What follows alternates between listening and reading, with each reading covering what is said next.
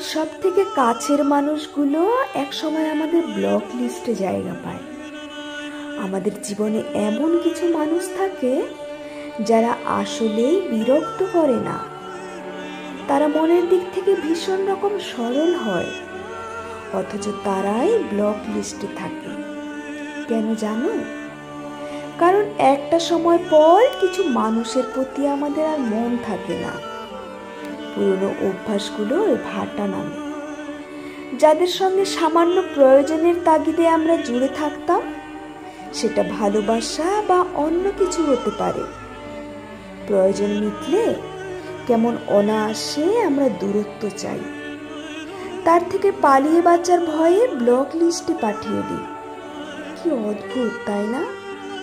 রাতে ঘুমানোর আগে নিজেকে একবার প্রশ্ন করে দেখো, একটা উত্তর আসবে, এটা ভীষণ বোকামি।